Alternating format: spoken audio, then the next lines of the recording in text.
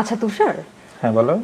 খালেদা জিয়ার যে মৃত্যু নিয়ে যে গুঞ্জন আমরা শুনতে পাচ্ছি, আমরা শুনছি যে হচ্ছে সে আগে মারা গিয়েছে, তার বডিকে সতেজ রাখার জন্য তাকে লাইফ সাপোর্ট রাখা হচ্ছে। এটা আসলে কতটুকু সত্যি, তুমি একটু বলো তো।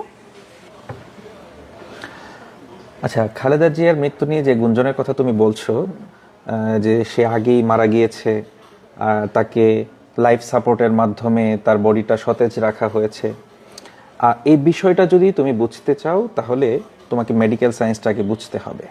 এখানে বৈজ্ঞানিক এটা কি?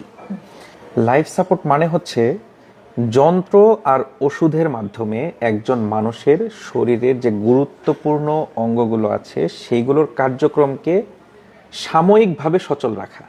তোমাকে এটা বুঝতে হবে, সাময়িকভাবে সচল রাখা, তাও যন্ত্র এবং ওষুধের মাধ্যমে। আর ভেন্টিলেশন মানে হচ্ছে একজন মানুষের ফুসফুসের কার্যক্রমকে সাময়িকভাবে সচল রাখার যে প্রক্রিয়া ভেন্টিলেটরের মাধ্যমে সেটা করা হয়। কিন্তু এখানে তোমাকে বুঝতে হবে যে একজন মানুষ সে বেঁচে আছে নাকি মারা গেছে সেটি নির্ভর করে তার হৃদস্পন্দনের উপরে।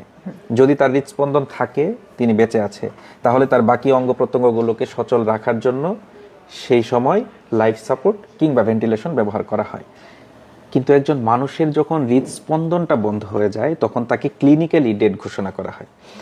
এই ধরনের যখন একজন মানুষ মারা যায় তখন তার শরীরের সাথে স্বাভাবিক কিছু জৈবিক ক্রিয়া ঘটে।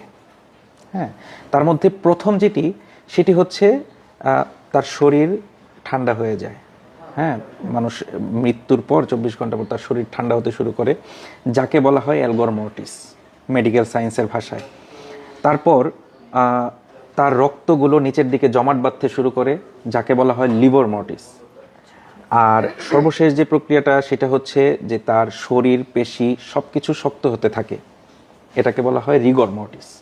ঠিক আছে, যখন একজন ব্যক্তির হৃদস্পন্দন বন্ধ হয়ে যাওয়ার পর এই প্রক্রিয়াগুলো শুরু হয়, তারপরে যেটা হয় 24 ঘন্টা পার হয়ে যাওয়ার পর তার শরীরে অণুজীব এগুলো ঢুকতে শুরু করে। তারপরে হচ্ছে তার শরীরটা পচন প্রক্রিয়া শুরু হয় তার শরীরে। এরকম একজন মৃত মানুষকে কোনোভাবেই মেডিকেল সায়েন্সের ভাষায় লাইফ সাপোর্ট বলো, ভেন্টিলেশন বলো, কোনোভাবেই তাকে বাঁচিয়ে রাখা বা তার বডিটাকে সতেজ রাখা সম্ভব না।